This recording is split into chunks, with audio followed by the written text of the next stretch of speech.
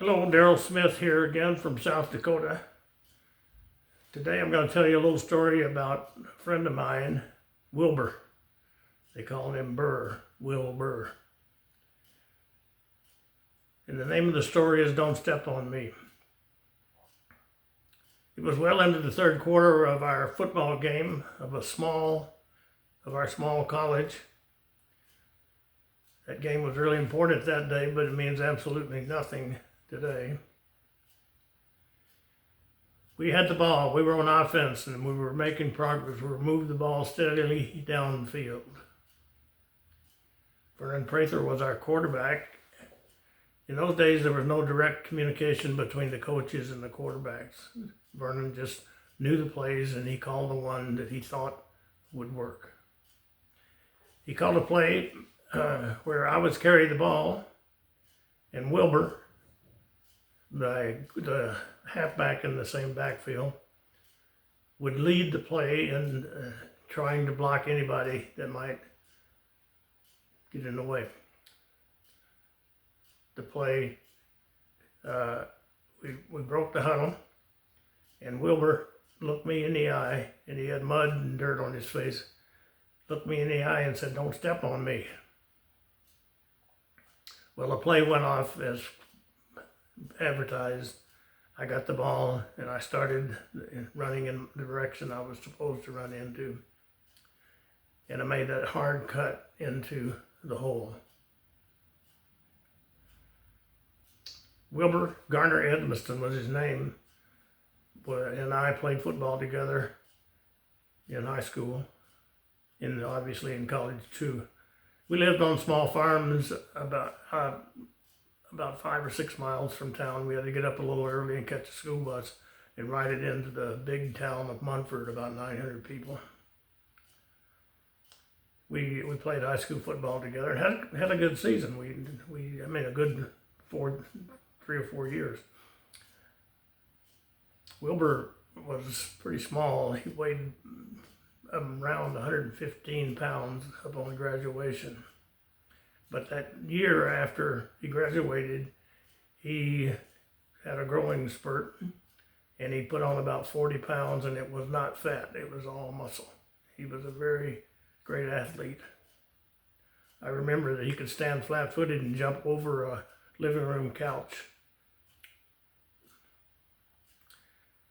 After high school, we kind of lost touch with each other. He went his way and mine. I went off to Memphis State trying to make their football team and was not successful.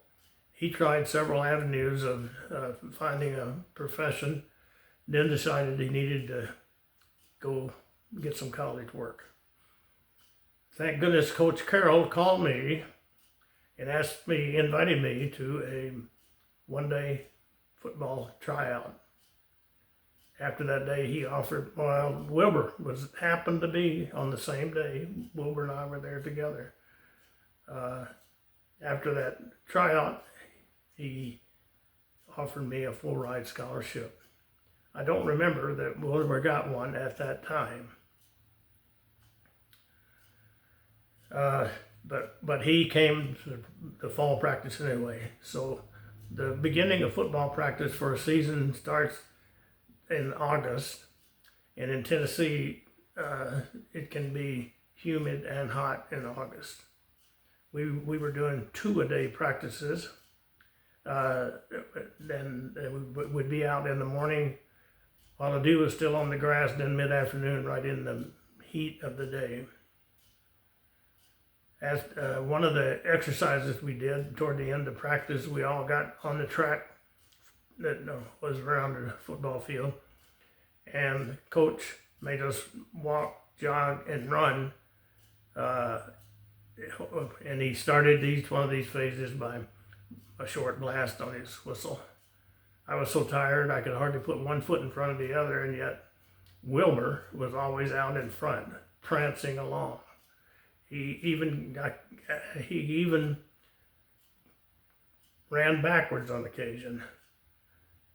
I hated him. If I could have caught him, I would have tried to choke him.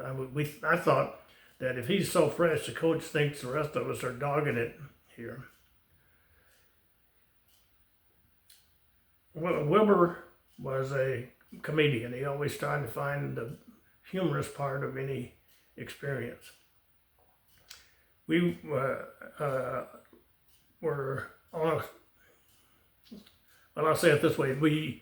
The coach, if we lost a football game, they expected us to be really sad, no laughing, and be unhappy. We lost a football game down in Alabama, a close one, and we were on a bus, and the bus ride home was long and quiet. However, Wilbur, sitting beside me, whispering, kept a steady conversation going the whole day. He did such a good job. He entertained himself so much that he laughed out loud one time. The coach heard him.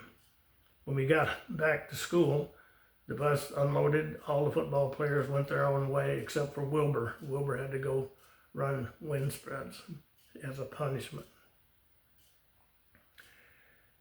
Back to that game, everything went as planned. Vernon smoothly slipped me the ball. I moved to the right and then planted my right foot and turned into that hole and hit it as hard as I could. Gained some yardage. Back in the huddle, Wilbur showed up and with anger and frustration and pain, held his hand right in front of my eyes and said, "I told you, don't step on me." We played high school together and a lot of college games together.